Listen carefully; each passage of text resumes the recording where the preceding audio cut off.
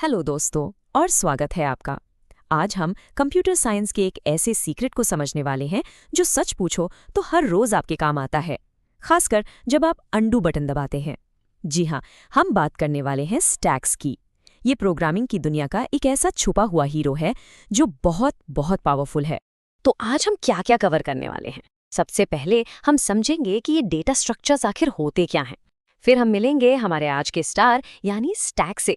हम देखेंगे कि इसमें पुश और पॉप ऑपरेशंस कैसे काम करते हैं और असल दुनिया में इसका इस्तेमाल कहाँ होता है। और हाँ, हम इसे पाइथन में कोड करके भी देखेंगे और आखिर में इसका एक मज़ेदार एडवांस्ड यूज भी जानेंगे। चलिए तो फिर शुरू करते हैं बिल्कुल बेसिक से। ये डेटा स्ट्रक्चर्स आखिर हैं क्या?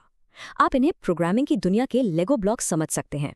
कभी सोचा है आपने कि जब आप गलती से कुछ टाइप करके डिलीट कर देते हैं और फटाक से अंडू दबाते हैं तो वो चीज़ वापस कैसे आ जाती है? या फिर आपके ब्राउजर का बैक बटन, ये सब कोई जादू नहीं है। इन सब के पीछे का राज आज हम खोलने वाले हैं। तो डेटा स्ट्रक्चर असल में है क्या? सीधी सी भाषा में ये कंप्यूटर में डेटा को रखने, संभालने और उसे आसानी से इस्तेमाल करने का एक तरीका है। मतलब डेटा को ऑर्गेनाइज करने का एक सिस्टम। आप जो पाइथन में लिस्ट या स्ट्रिंग्स यूज करते हैं ना, वो भी डेटा स्ट्रक्चर्स के ही कुछ उदाहरण हैं। चलिए अब मिलते हैं हमारे मेन टॉपिक से, द स्टैक। ये एक बहुत ही खास किस्म का डेटा स्ट्रक्चर है जिसका अपना एक सिंपल सा नियम है। स्टैक को समझने का सबसे अच्छा तरीका है अपने आसपास देखना। सोचिए एक के ऊपर रखी हुई प्लेटों के बारे में या फिर किताबों के ढेर के बारे में। जब आप कोई नई प्लेट रखते हैं तो कहाँ रखते हैं? सबसे ऊपर। और जब उठाते हैं तब भी सबसे ऊपर वाली ही पहले उठाते हैं, है ना? और बस यही है स्टैक का गोल्डन रूल। इसे कहते हैं लाइफो, यानी लास्ट इन फर्स्ट आउट। मतलब जो चीज़ सबसे आखिर में अंदर आई वही सबसे पहले बाहर जाएगी। बिल्कुल उन प्लेट्स की तरह, जो प्लेट आपने सबसे ऊपर रखी वही तो सबसे पहले उठाओगे। ठीक है, तो अब हम ये तो समझ गए कि स्टैक क्या है।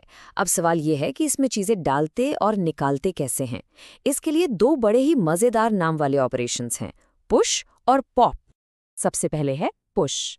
जब हम स्टैक के सबसे ऊपर यानी उसके टॉप पर कोई नई चीज़ रखते हैं तो इस एक्शन को कहते हैं पुश करना। ये स्टैक में कुछ नया ऐड करने का तरीका है। और दूसरा ऑपरेशन है पीओपी। जब हम स्टैक के टॉप से सबसे ऊपर वाली चीज़ को हटाते हैं या निकालते हैं तो उसे कहते हैं पीओपी करना। ये स्टैक से कुछ डिलीट करने का तरीका है। यहाँ पर दो सिचुएशंस का ध्यान रखना बहुत ज़रूरी है। सोचिए, अगर आपका स्टैक पूरा भर चुका है और आप उसमें कुछ और पुश करने की कोशिश करते हैं तो ये ओवरफ्लो कहलाता है। और दूसरी तरफ अगर स्टैक बिल्कुल खाली है और आप उसमें से कुछ पॉप करने की कोशिश करते हैं तो ये अंडरफ्लो कहलाता है। चलिए अब थ्योरी से निकलकर असल दुनिया में आते हैं। आपको शायद यकीन ना हो, लेकिन आप हर रोज जाने अनजाने में स्टैक्स का इस्तेमाल करते हैं। जैसा मैंने शुरू में बताया था, अंडू फीचर इसका बेस्ट एग्जाम्पल है। आप जो भी करते हैं, कुछ लिखते हैं, डिलीट करते हैं, वो सब एक स्टैक में पुश होता जाता है। जब आप अंडू करते हैं तो सबसे आखिरी काम पॉप हो जाता है।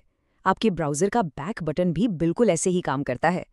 इतना ही नहीं, कंपाइलर्स भी स्टैक का यूज करते हैं ये चेक करने के लिए कि कोड में जितने भी ब्रैकेट्स खुले हैं वो सब ठीक से बंद हुए हैं या नहीं। कॉन्सेप्ट समझ आ गया है ना? चलिए अब मजा आएगा जब हम इस थ्योरी को असली कोड में बदलेंगे, और इसके लिए हम यूज करेंगे पाइथन का।